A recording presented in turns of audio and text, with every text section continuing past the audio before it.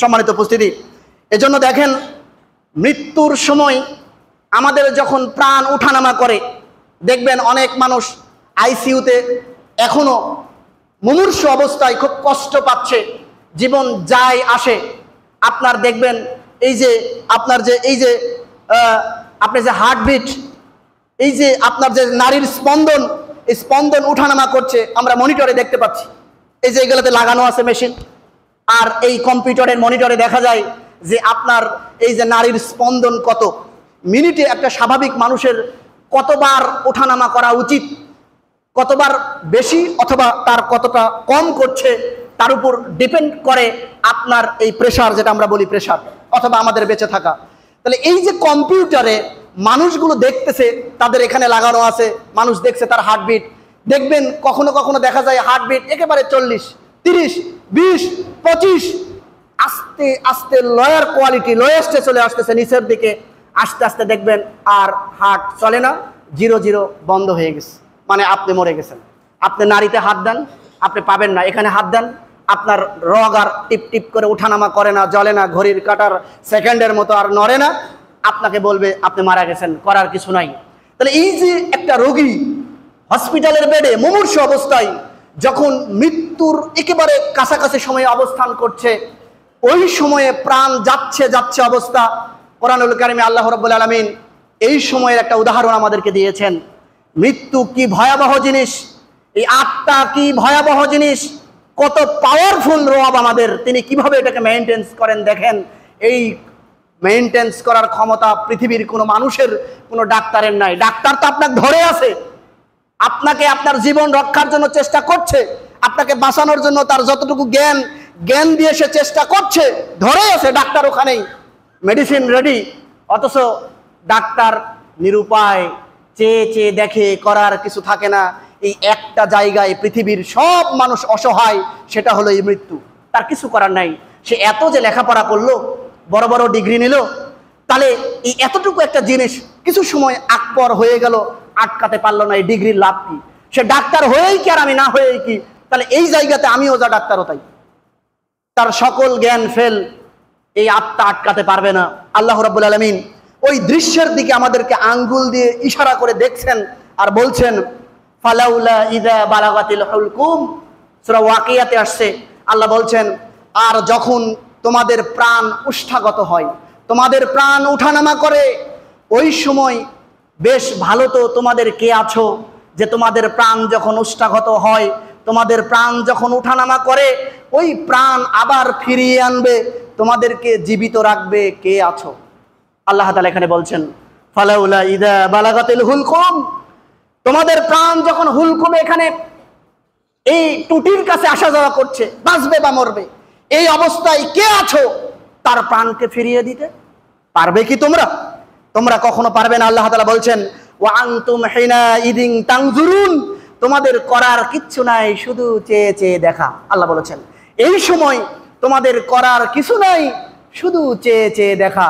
আসলেই তো মানুষ যখন মরে যায়, যতই বড় চিকিৎসা বিজ্ঞানের ডাক্তার এখানে থাকুক, করার কিছু নাই, শুধু চেয়ে চেয়ে দেখে, করার কিছু নাই। আল্লাহর কোরআনও সেই কথা বলছে, তোমাদের ওই ক্ষমতা নাই, তোমাদের ক্ষমতা একটাই, শুধু বসে বসে দেখতে পারো, এই ক্ষমতাটাই তোমাদের আছে। সম্মানিত উপস্থিতি, এভাবে এখানে 4-5টা আয়াতে আল্লাহ তাআলা একটা দৃশ্যের অবতারণা করেছেন, যে মৃত মানুষের যে দৃশ্যগুলো হয়, আমরা যে অসহায়ত্ব বোধ করি, এই সময় আমাদের দুর্বলতা যে প্রকাশ পায়, আল্লাহ তাআলা এই কথাগুলো তুলে ধরেছেন। তাহলে মৃত্যু খুব ভয়াবহ একটা জিনিস। এই আত্মাটা যে বের হয়ে যায়, ওই সময় যে কি কষ্ট হয় মানুষের, সাকরাতাল মাউত, মৃত্যুর যে যন্ত্রণা, এই যন্ত্রণা অত্যন্ত ভয়াবহ। যে যন্ত্রণা দেখবেন অনেক সময় আমরা আমাদের কোনো আত্মীয় অসুস্থ মুমূর্ষু মানুষের পাশে যখন থাকি, যখন দেখি যে প্রাণ যাচ্ছে বা আসতেছে, দেখবেন চোখ উল্টিয়ে ফেলে, কেমন যেন তার মুখের আকৃতি করে, মানে কেন করে? এই মৃত্যু এত সহজে মানুষ, এই আত্মা আল্লাহ বের করেন না। মৃত্যুর সময় এর একটা স্বাভাবিক কষ্ট আল্লাহ তাআলা মানুষকে দেন। এই মৃত্যু ভয়াবহ একটা জিনিস। আমরা মৃত্যুকে যেভাবে দেখি, মৃত্যু কিন্তু এতটা সহজ নয়। কিন্তু আপনার মৃত্যু সহজ হতে পারে, তারও কিছু আমল আছে, আমরা ধারাবাহিক আলোচনা করব ইনশাআল্লাহ। পরবর্তী জুমাগুলোতে আমরা ধারাবাহিক আলোচনা করব কোন কোন আমলগুলো আমাদের মৃত্যুকে সহজ করে, কোন কোন মৃত্যু আমরা দেখলে বুঝি এই জান্নাতি মানুষের সিম্পটম, এই মানুষগুলো ভালো, আমরা মৃত্যু দেখেও বুঝতে পারি। তারপরে আমরা আলোচনায় নিয়ে আসব যে মরার পরে আপনাদের ইসলামিক দৃষ্টিভঙ্গিতে কি কি করণীয়, আমরা কি করি কি না করি, মৃত ব্যক্তিকে কেন্দ্র করে ইসলাম কি বলেছে, আমরা কি বেশি করি কি কম করি বা ছেড়ে দিই, অথবা আপনি কবরস্থ করার পরেও মৃত ব্যক্তিকে কেন্দ্র করে কতটা বিদআত আমাদের সমাজে বাস্তবায়ন আছে, এইভাবে ধরে ধরে ডিটেলস আলোচনা আমরা ধারাবাহিকভাবে আগামী 2 বা 3টা জুমা আল্লাহ যতদিন লাগাই ইনশাআল্লাহ আমরা মৃত্যু দিয়ে ধারাবাহিক আলোচনা করবো ইনশাআল্লাহ। আপনারা দেখেন, মৃত্যুবরণ করা লাগবে না, মরা লাগবে না, এই কথা পৃথিবীর কেউই বলেনি। কুরআনুল কারীমের 3টা সূরায় আল্লাহ তাআলা এই একই আয়াত বলেছেন, কুল্লু নাফসিন যায়িকাতুল মাউত।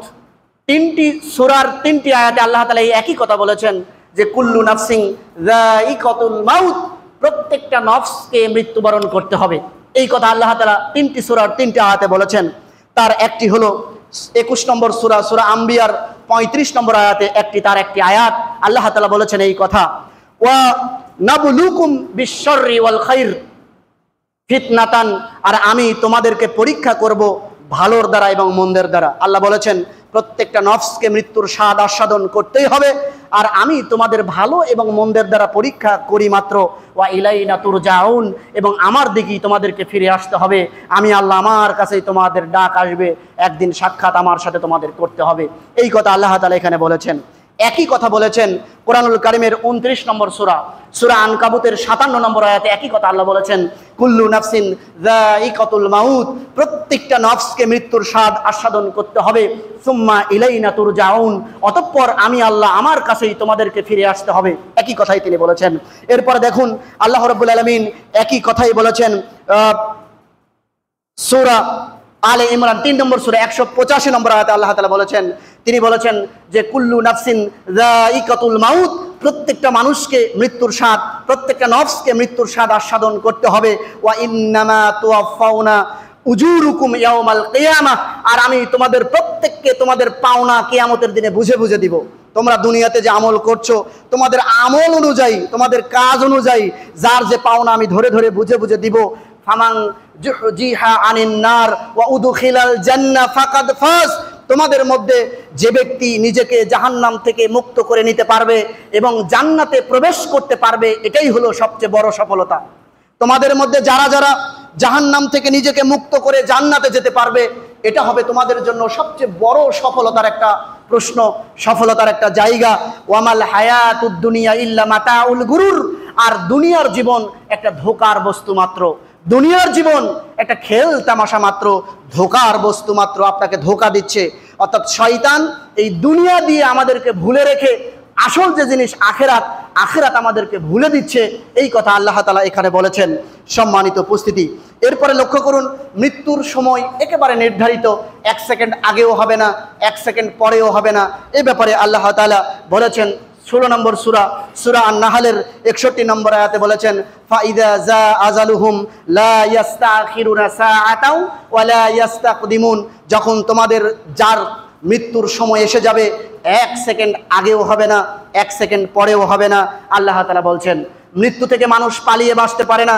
আল্লাহ বলছেন আইনামা তাকুনু ইউদরিকুমুল মাউত, তোমরা যেখানেই থাকো না কেন মৃত্যু তোমাদেরকে ধরবে, মৃত্যু তোমাদের পাকড়াও করবে।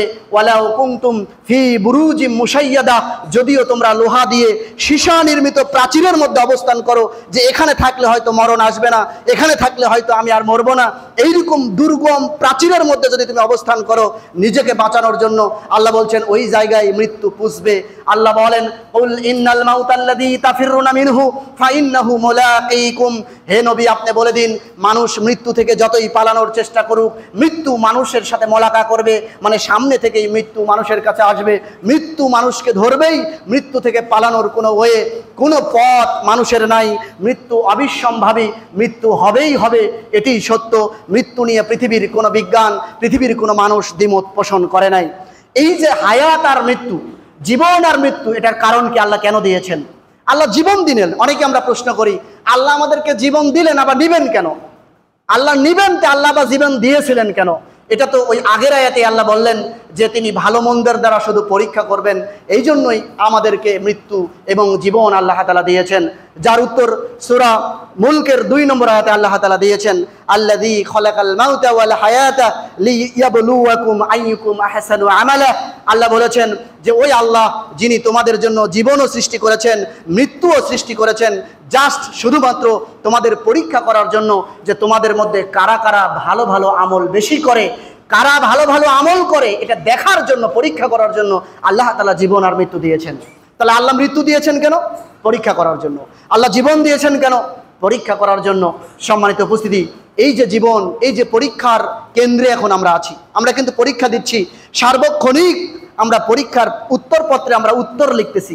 এই উত্তর আল্লাহ রাব্বুল আলামিন আমাদের মৃত্যুর পরে কিয়ামতের দিনে আল্লাহ তাআলা হাসরের ময়দানে এই উত্তরপত্র পড়ে পড়ে শোনাবেন, পড়ে পড়ে শোনাবেন এবং আমল নামা আমাদের হাতে দিবেন, দিয়ে বলবেন ইকরা কিতাবাকা কাফা বিনাফসিকা আল-ইয়াওমা আলাইকা হাসিব। এই যে দুনিয়ার জীবনে যে পরীক্ষা দিয়েছিলে, এই পরীক্ষার উত্তরপত্র এই দেখো, এই ফলাফলটা দেখো, পড়ে পড়ে দেখো, তোমার হিসাবের জন্য তুমি যথেষ্ট, তোমার স্থান আজকে জান্নাতে না জাহান্নামে। সুতরাং আমরা পরীক্ষা দিচ্ছি। তাহলে আমরা যখন পরীক্ষা দিয়েছি বাস্তব জীবনে, সেটা পিএসসি হোক অথবা জেএসসি হোক, এসএসসি হোক, দাখিল হোক, আলিম হোক, ফাজিল হোক, কামিল হোক, যত বড়ই পরীক্ষা দিই না কেন, যতক্ষণ পরীক্ষা চলছিল ততক্ষণ প্রাণপণে একজন শিক্ষার্থী চেষ্টা করে তার জায়গা থেকে যতটা সর্বোচ্চ ভালোটা লেখা যায়, পাশ করা যায়, পাশ করা যায়। তারপরে ভালো স্টুডেন্ট চিন্তা করে খালি পাশ করলে আমার হবে না, আমার ভালো ফলাফল অর্জন করা লাগবে, পাশ তো করবই, ভালো ফলাফল নিয়ে পাশ করব, এই চিন্তা করে। তো জান্নাতেও তো এরকম আছে যে আপনার প্রাথমিক চিন্তা আল্লাহ আমাকে যেন জাহান্নাম থেকে মুক্তি করেন, এটা আমাদের প্রাথমিক চিন্তা, আমরা যেন পাশ করি। তারপরে যখন আমরা পাশ করব তখন আমাদের চিন্তা হলো আল্লাহ যেন জান্নাতের মধ্যে ভালো ভালো জান্নাত আমাদেরকে দেন, এটা আমাদের পরবর্তী টার্গেট। কিন্তু প্রথম টার্গেট হলো আমরা যেন জাহান্নাম থেকে বাঁচতে পারি। তাহলে এই মৃত্যুর মাধ্যমেই আমাদের পরকাল শুরু হয়, মৃত্যু দিয়েই আমরা পরকালে ঢুকে যাই। আর আমরা মনে করি পরকাল মেনাদেরই, কিয়ামত হবে তারপরে। না, যখন থেকে একটা মানুষের মৃত্যু হয় তখন থেকে ওই মানুষ পরকালে ঢুকে যায়, পরকালের জীবনের মধ্যে চলে যায়। সম্মানিত উপস্থিতি, একটা হাদিস বলে আজকে আমার খুতবার প্রথমাংশের ইতি টানবে ইনশাআল্লাহ। আল্লাহর নবী মুহাম্মদ সাল্লাল্লাহু আলাইহি সাল্লাম, তিনি পৃথিবীর সবচেয়ে শ্রেষ্ঠ মানুষ, আল্লাহর সবচেয়ে কাছের, সবচেয়ে বন্ধু মুহাম্মদ সাল্লাল্লাহু আলাইহি সাল্লাম। আল্লাহ যদি চাইতেন তাহলে এই ভালো মানুষকে কি আল্লাহ তাআলা বাঁচিয়ে রাখতে পারতেন না? যদি জীবিত রাখার এতই দরকার হতো তাহলে পৃথিবীর এত ভালো মানুষ মুহাম্মদ সাল্লাল্লাহু আলাইহি সাল্লাম, তাকেও তো আল্লাহ জীবিত রাখতে পারতেন। কিন্তু তাকে কি আল্লাহ জীবিত রেখেছেন? রাখেননি। আল্লাহ তাআলা কোরআনুল কারিমে 39 নম্বর সূরা, সূরা জুমারের 30 নম্বর আয়াতে এই কথাই বলেছেন যে ইন্নাকা মাইয়িতুন, হে নবী আপনি মৃত্যুবরণ করবেন, ওয়া ইন্নাহুম মাইয়িতুন, এবং আপনার উম্মতেরাও মৃত্যুবরণ করবে। নবীকে দেখে দেখে আল্লাহ বলছেন নবী আপনি কিন্তু মারা যাবেন, আপনার উম্মতেরাও মারা যাবে। তাহলে দেখুন মুহাম্মদ সাল্লাল্লাহু আলাইহি সাল্লাম এমন একজন নবী, স্পেশাল মানুষ।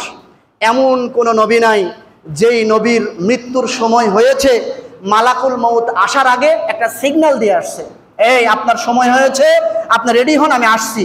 অথবা পৃথিবীর এমন কোনো মানুষ নাই সিগন্যাল দিয়ে তারপর মালাকুল মউত আসছে, এরকম হয়েছে কি? হয়নি। কেবলমাত্র শুধুমাত্র মুহাম্মদ রাসূলুল্লাহ সাল্লাল্লাহু আলাইহি সাল্লামকে একটা ইচ্ছা দান করা হয়েছিল, দেওয়া হয়েছিল। সেই ইচ্ছা নিয়ে এই হাদিসটি বলেই আমি আমার খুতবার আজকের এই অংশের ইতি টানব ইনশাআল্লাহ।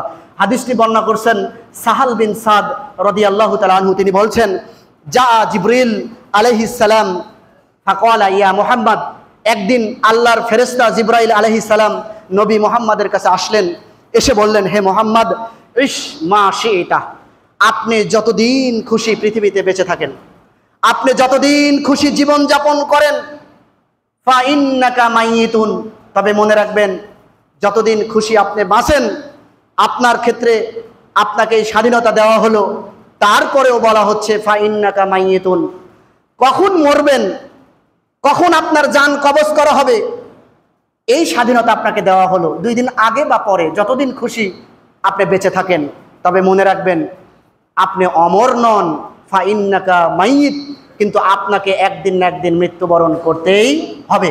এটা হাদিস। জিবরিল এসে বলছেন নবী আপনি যতদিন খুশি দুনিয়ার জীবন যাপন করেন, হয়তো আল্লাহ হায়াত আপনাকে যা দিয়েছেন আপনি চাইলে তার বেশি, এরকম একটা এখতিয়ার আমি জিবরিল আল্লাহর পক্ষ থেকে এসে বলছি আপনি করেন। কিন্তু মনে রাখবেন আপনি অমর নন, আপনাকে মরতেই হবে। তবে কাল বিলম্ব, যে আজকে নয়, হয়তো 6 মাস পরে আমি মোহাম্মদ মরতে চাচ্ছি বা 2 বছর হায়াত চাচ্ছি, এভাবে আপনি যতদিন খুশি হয়তো বাঁচতে পারেন, সেই স্বাধীনতা আপনার ক্ষেত্রে আছে। তবে মনে রাখবেন মরা আপনাকে লাগবেই, টুডে অর টুমরো, আজ আর কাল আপনাকে মৃত্যুবরণ করতেই হবে। ও আমল মাশিইতা, আর আপনি যেভাবে খুশি সেভাবে আমল করেন, যা মনে হয় যেমনে মনে হয় সেভাবে আপনি আমল করেন। ফা ইন্নাকা মাজ্জি বিহি, কিন্তু মনে রাখবেন আপনি যে আমল করছেন ওই আমল অনুপাতেই আপনার প্রতিফল দেওয়া হবে। যেভাবে খুশি আমল করবেন, আমল করার ইচ্ছা আপনার, কিন্তু ওই আমল অনুযায়ী আল্লাহ আপনাকে প্রতিদান দিবেন। ভালো যদি করেন তাহলে ভালো আমল দিবেন, ভালো প্রতিফল আল্লাহ দিবেন। যদি খারাপ করেন তাহলে খারাপ প্রতিফল আল্লাহ দিবেন। যদিও নবীর দ্বারা খারাপ হওয়ার তো কোনো প্রশ্নই আসে না, তারপরেও জিবরিল বলছেন আপনি যতদিন খুশি আমল করেন, তবে আপনার আমলের প্রতিদান আল্লাহ তাআলা দিবেন। তিনি বলছেন ওয়া হাবিব মান শিতা, আপনি যাকে খুশি তাকে ভালোবাসেন, আপনি যাকে খুশি হয় আপনার উম্মতের মধ্য থেকে তাকে আপনি ভালোবাসেন। তবে মনে রাখবেন যে ফা ইন্নাকা মুফারিকুহু, কিন্তু মনে রাখবেন তাকে ছেড়ে আপনাকে চলে যেতে হবে। আপনি যাকে খুশি যত খুশি ভালোবাসেন, কিন্তু ভালোবাসার মানুষকে নিয়ে আপনি যেতে পারবেন না। মুফারিকুহু, পৃথক হতে হবে, তার সাথে আপনার সম্পর্ক সেট করতে হবে। সম্মানিত উপস্থিতি, এখানে আরো লম্বা হাদিস আছে, যেহেতু সময় স্বল্প আমি এখান থেকে আগামী জুমার ধারাবাহিক আলোচনা ইনশাআল্লাহ করব। তাহলে আমি এখান থেকে আজকের জুমায় এতটুকু আমি আপনাদের বুঝাতে চাচ্ছি, দেখেন যে নবীকে অবকাশ দেওয়া হলো আপনি যতদিন খুশি দুনিয়াতে থাকেন, এই অবকাশ দিয়ে যখন বলা হলো কিন্তু মনে রাখবেন আপনাকে কিন্তু মরতে হবে, তখন নবী আর অবকাশ নেননি, নবী আর অবকাশ গ্রহণ করেননি। তিনি বলেছেন যে আমার সবচেয়ে কাছের, আমার সবচেয়ে ভালো লাগার, আমার আত্মার আত্মীয়, আমার বন্ধু, তিনি হলেন আমার রব আল্লাহ সুবহানাহু ওয়া তাআলা। সুতরাং আমি খুব তাড়াতাড়ি, খুব দ্রুত, যত শীঘ্রই সম্ভব আমি চাই আমি আমার সেই বন্ধুর সাথে দেখা করব, আমি মৃত্যুকে আলিঙ্গন করে নিব। আমি কখনো দুনিয়ার জীবনে থাকতে আগ্রহী নই। সম্মানিত উপস্থিতি, মুহাম্মদ সাল্লাল্লাহু আলাইহি ওয়াসাল্লামকে অবকাশ দেওয়া হলো, অথচ তিনি এই অবকাশ দুনিয়াতে থাকা পছন্দ করলেন না। তিনি পছন্দ করলেন তার সর্বোচ্চ বন্ধুর সাথে খুব তাড়াতাড়ি দেখা করতে। তিনি মৃত্যুকে আলিঙ্গন করতে চাইলেন, তিনি দুনিয়ার অবকাশ তিনি নিতে চাইলেন না। আর আমরা দুনিয়ার অবকাশ বেশি চাই। সম্মানিত উপস্থিতি, এটি ভয়াবহ একটা জিনিস। এই মৃত্যু নিয়ে পরবর্তী আলোচনা ইনশাআল্লাহ হবে। যতটুকু আলোচনা করলাম আমি বুঝাতে চেয়েছি এই কথা, মৃত্যু অবধারিত। কখন হবে, কোথায় হবে আমি আপনি কেউ জানি না, কিন্তু হবে এটা সত্য। যেহেতু এর মতো সত্য পৃথিবীতে আর দ্বিতীয়টি এর মতো নেই, সুতরাং কোরআন যেমন সত্য, ইসলাম যেমন সত্য, নবী যেমন সত্য, আল্লাহ যেমন সত্য, মৃত্যুটা সত্য। এই মৃত্যুকে একটু হলেও স্মরণ করুন। নবী বলেছেন যে আকসির জিকরান লিল মাউত, তোমরা মৃত্যুকে বেশি বেশি স্মরণ করো, মৃত্যুর কথা বেশি বেশি স্মরণ করো। আল্লাহ নবী অন্য হাদিসে বলেছেন তোমরা স্বাদ বিনষ্টকারী জিনিসকে বেশি বেশি স্মরণ করো। স্বাদ বিনষ্টকারী মানে দুনিয়ার স্বাদকে নষ্ট করবে এই মরণ। যখন মরবেন দুনিয়ার ভোগ লালসা আপনারা থাকবেন, আপনি মরে যাবেন, স্বাদ নষ্ট হয়ে যাবে, আপনি পরকালে চলে যাবেন। মৃত্যুকে বেশি বেশি স্মরণ করতে হবে। একমাত্র এই মৃত্যুর কথাই মানুষকে ভালো করতে পারে, মৃত্যুর কথাই মানুষকে ইমানদার বানাতে পারে, মৃত্যুর পথ, মৃত্যুই মানুষকে একমাত্র মুমিন বানাতে পারে। এই জন্য আসুন আমরা মৃত্যুকে স্মরণ করি। আল্লাহ তাআলা যখন আমাদেরকে মৃত্যু দেন, আল্লাহর কাছে আমাদের একটা দোয়া, একটা প্রার্থনা, আল্লাহ ইমানের অবস্থায় যেন আমাদের মৃত্যুটা হয়। মৃত্যু তো তুমি দিবেই, অবধারিত, আমরা মেনে নিয়েছি, কিন্তু যখনই তুমি আমার কপালে মৃত্যুটা লিখে রাখো, মৃত্যুটা যেন পবিত্রতার সাথে আর ইমানের হালে হাতে হয়। আল্লাহ আমাদের দোয়াটুকুন কবুল করুন, বলুন আমিন। আকুলু কাউলি হাযা ওয়া আস্তাগফিরুল্লাহু লি ওয়া লাকুম ওয়া লিসাইরিল মুসলিমিন ফাস্তাগফিরুহু ইন্নাহু হুয়াল গফুরুর রহিম।